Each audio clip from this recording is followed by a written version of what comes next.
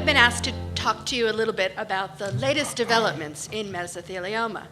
But since this is a mixed audience and not all of you, of course, are physicians, I thought I'd start out with answering what is malignant mesothelioma. And this is a cancer of the lining around the lung, the pleura, around the abdomen, around the heart, or around the scrotum that is principally caused by asbestos. This is what pleural mesothelioma looks like on a CAT scan. Just picture that gray thing just wrapped around that lung, squeezing that lung, making it tough to breathe. This is what it looks like in a surgical specimen, wrapped around the lung, and then microscopically, the three subtypes, the epithelial, the sarcomatoid, and the mixed mesothelioma. And who gets this disease? About 2,500 to 3,000 cases a year in the United States, about 5,000 cases in Western Europe, and as later speakers will tell us, it is an emerging problem in the developing world where there are fewer asbestos regulations. The onset is about 20 to 60 years following asbestos exposure. We believe that the incidence peaked in this country in the year 2000 and will peak far later in Europe because their asbestos regulations took place later. Reflecting occupational exposure, males are more commonly affected. And here it is a disease of the elderly. The median age is 74, and 72% of the patients are over 65. And reflecting workplace discrimination in the higher-paying building trades, it is actually less common in African Americans. So this shows you the relationship between the asbestos consumption and mesothelioma incidence 20 to 40 or even 60 years later. Shows you how men are more commonly affected and how African Americans are less commonly affected. So what's new about mesothelioma? As I tell you what's new, of course, I have to tell you a little about what's old. But what's new include data on biomarkers, some controversies in surgery and multi-modality therapy, and I'll end up talking about chemotherapy and targeted agents. First on biomarkers. So there is a new biomarker out there called mesothelin. This is something on the surface of the normal mesothelial cells, and serum mesothelin-related protein, or SMRP, is what's found in the bloodstream, and it actually is commercially available, although not insurance reimbursable, as something called Mesomark. So in Wittenoom in Western Australia, there's a collection of serum dating back up to 30 years in an asbestos-exposed population. And in this population, it was found that elevated SMRP levels were detected most in the mesothelioma patients and not in people with other lung diseases. Now, it's elevated in patients with meso, but as you'll see in that circle in blue, in patients who were exposed to asbestos but did not yet have meso, those who had elevated levels subsequently developed meso up to 6 years later, suggesting perhaps a way to screen for the disease. In patients who have meso, you have higher mesothelin levels with larger amounts of tumor. And those mesothelin levels will decrease once a patient has surgery or successful chemotherapy. And some data suggests that the mesothelin levels will correlate with survival. So that suggests a number of potential uses for SMRP, and those could include screening, diagnosis, determining prognosis, monitoring the disease. Now, SMRP is only useful in one of the subtypes of meso, epithelial, and certainly further studies are essential before it hits prime time, but it is very exciting. Another new biomarker is osteopontin, similarly a glycoprotein that also has a number of potential uses, including diagnosis, determining prognosis. The lawyers like the one about quantifying asbestos exposure, and this too has key limitations. It is elevated in both subtypes of meso, but it's also elevated in other cancers, so it discriminates a little bit less well.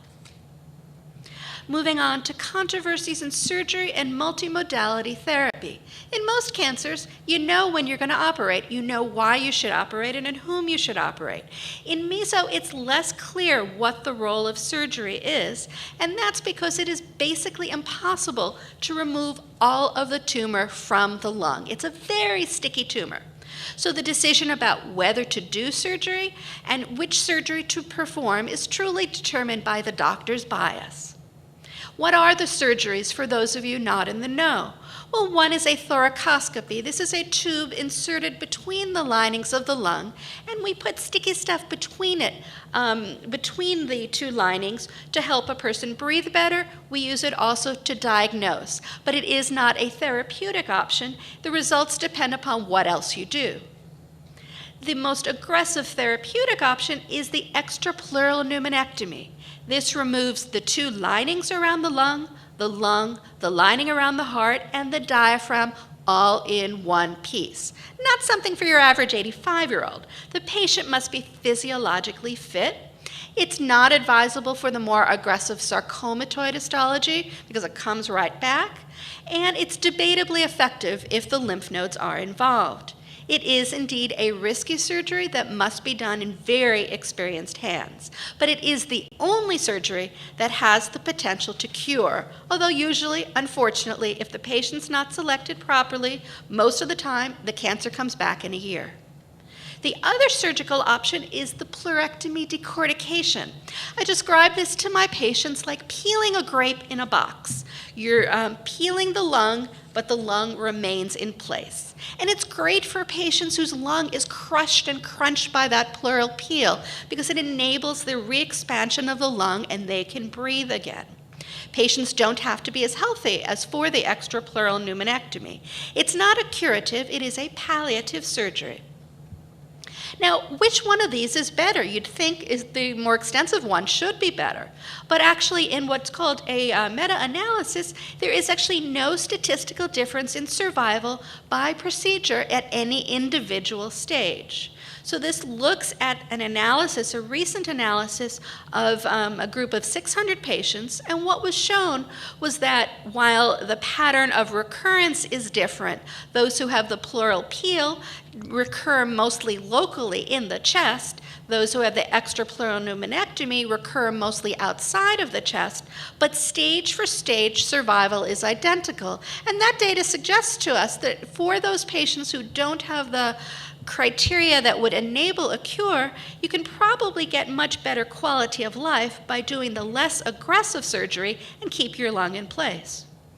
Now, this curve shows in red what surgery alone is versus what surgery plus other treatment adds. So surgery is not sufficient. It's fine, but you need to do something else. So what's that something else? Well, one of those potentially is radiation.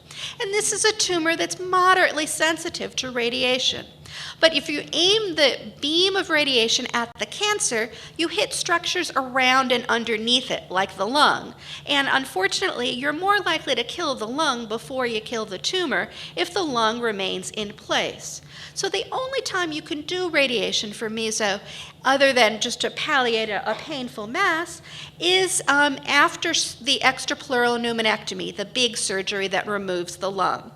A few years ago, people were very excited about a specific type of radiation called IMRT, or intensity modulated radiation, which supposedly focuses a great deal directly in one area. Unfortunately, it actually causes potentially fatal lung toxicity, and so we don't do that anymore. Now, what about adding chemotherapy to the mix? Well, this curve shows you that in those patients who have the less aggressive epithelial histology, they actually can be cured by doing the extrapleural pneumonectomy, the radiation, and the chemotherapy, whereas those who have sarcomatoid will not be. Similarly, patients with lymph node negative disease will do far better than those patients whose tumor involves the lymph node. So if we know this up front, we may be able to select the right patient for the more aggressive surgery. And right now, standardly, we usually give chemotherapy before surgery. That helps actually the tumor be removed more readily, and it may potentially decrease the incidence of tumor spread before you take the tumor out.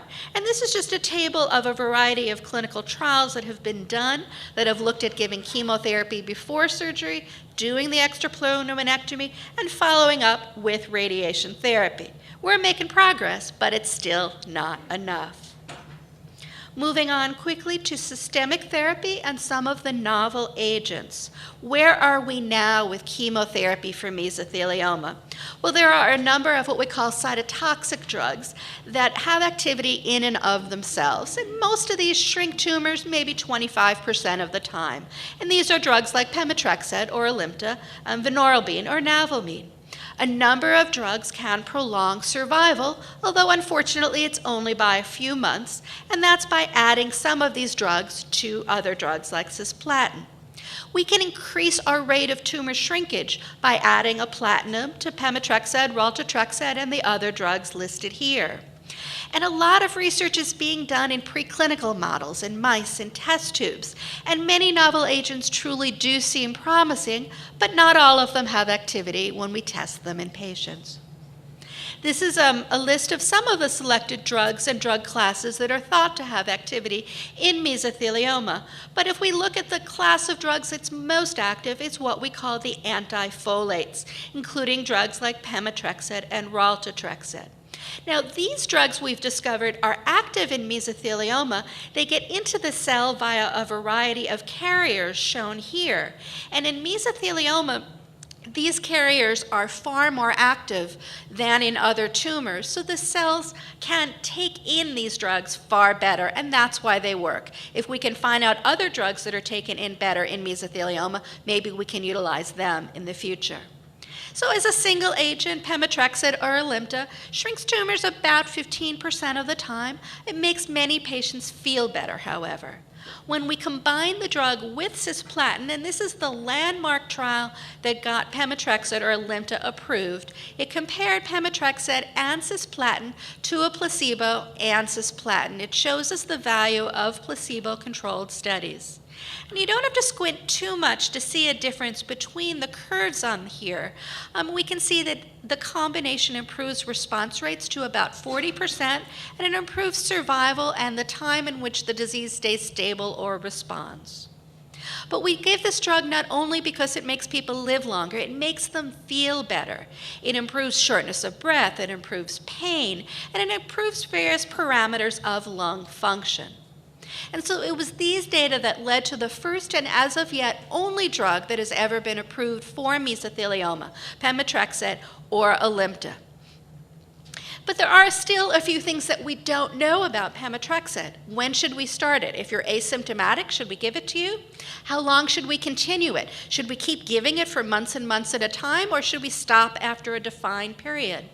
We don't know when other drugs might be better, and we don't know when the cisplatin, that is a standard drug to give with Alimta, might not be the best drug. And so one of the studies that's just about to launch nationally is a study that will compare giving Pemetrexed and cis or carboplatin, followed either by continuing the drug or stopping it and observing.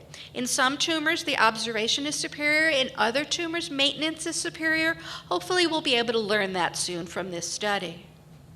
And as I said before, 72% of the patients with this disease in the United States are over 65. So these patients can't handle the really tough drugs of Alimta and cisplatin. And for these patients, we generally would give Pemetrexed and carboplatin. This has been shown to have similar survival, similar response rates, and doesn't throw you in the hospital, can help you lead a much better quality of life. Other drugs with activity include vinorelbine, widely used in the UK. Randomized studies have also shown it improves survival. Now, I've shown you some progress that has been made, but why haven't we done better? What are some of the obstacles we've encountered in developing new treatments for this disease, and where do we go from here? What interesting new agents are being studied? Well, several factors have hampered the development of effective regimens for meso. Unfortunately, most importantly, most drugs don't work.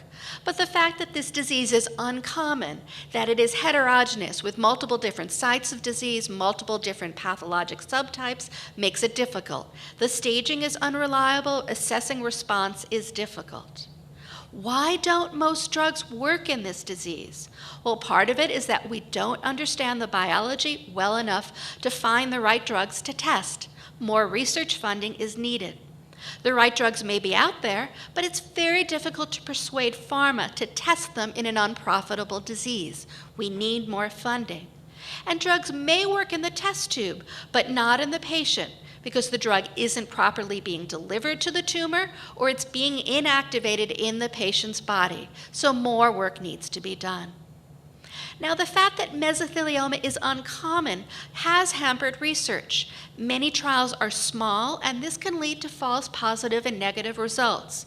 But more importantly, large trials are tough to complete, requiring many sites in many countries over many years, and we can only do so many studies. And important to pharma is that the potential market is small, so it is not profitable, and it becomes very difficult to interest pharmaceutical companies and grant funding agencies. But let's say that we do have a new drug. How do I even choose to test them? Well, we uncover through our basic science research various targets that have interesting preclinical data, and I've listed a number of them here: VEGF, SARC, c-Met, IGF-1R. Unfortunately, promising preclinical data has led to disappointing results, sometimes in patients. But our choice of drug is mostly based on what's available, what safety data exists, and the willingness of a drug company to let us test the drug. Despite all of these obstacles, this is just a partial list of some of the novel agents that are currently in clinical trials for mesothelioma, and they represent a vast variety of drugs in a variety of different scientific classes. And I'm just going to talk about a few given the limited time that I have. Now, this shows you what we talk about preclinical data, control versus those that are given the drug, and you can see even from across the room, it looks like this target works preclinically. But then when we give it to patients, maybe only modest results with this class of inhibitors, the VEGF inhibitors. But do we stop there? No, we do other studies. We do randomized studies in which we may add our drug of interest to another combination compared to a placebo. And sometimes we come up against what looks like a dead end. It doesn't look like it works. But then we look at various subsets of patients, and we may see certain biomarkers that may help us predict which patients may still have a drug able to work, and we do further research. One drug which may potentially become an agent that may become approved for mesothelioma is a drug called SAHA. It's a drug that inhibits what we call histone deacetylase, which is something that sits on the DNA and turns on and off genes. This drug shrinks tumors about 20% of the time, but makes about 70% of people feel better. And the currently largest trial ever being performed in mesothelioma is this 660 patient trial that's going on internationally and is about 3/4 done, and we can be hopeful. I talked to you about the biomarker mesothelin before that is circulating in the blood of patients with meso. Well, this becomes another target for treatment of mesothelioma, and there are a number of studies, including the Morabo 09 study that we have available at our institution that is being given in combination with standard therapy to see if we can make improvements upon the standard. And here you can see what it looks like in the test tube. That green line shows marked synergy between the anti-mesothelin therapies and standard chemotherapy. There are a number of things that are a little bit more out of the box, such as gene therapy, where mesothelioma may be a good target because it's a very localized disease, and so you can insert your gene therapy of interest directly into the chest cavity and do what we call suicide gene therapy to try to generate an immune response against the tumor and try to target it indirectly.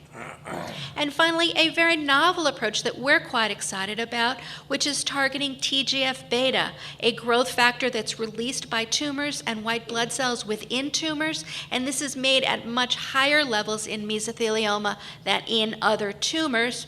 And here you can see on that red line how interfering with TGF-beta really shrinks mesothelioma tumors. A clinical trial of a drug that blocks TGF-beta is just about to open at our center and at the University of Pennsylvania. And the drug company didn't quite have enough money for this, so we actually got a charitable foundation to also donate funds so that this study could move forward. So what about hope for the future? How can we continue to make progress against this disease? Well, key is to understand the biology of mesothelioma, which will require more funding and lobbying for basic science research. We need to learn how to use the new biomarkers and develop new ones so that we can detect this disease early when it may be more curable. We need to learn how we classify the tumors, something that we call staging, which is an ongoing international project. We need to integrate our new knowledge about chemotherapy and radiation into our surgical procedures. And for chemotherapy, we need better drugs, we need to define our key questions, and we need to continue to evaluate new approaches. And for this, of course, we need a commitment from the pharmaceutical companies and the National Cancer Institute. And this is our program at the University of Chicago, one of the largest programs in the world dedicated to mesothelioma. And for those of you who would be of interest, as the president of the International Mesothelioma Interest Group, I'm delighted to announce that our meeting will be held in Kyoto in August, and those of you who can participate, we'd love to have you join us. Thank you very much.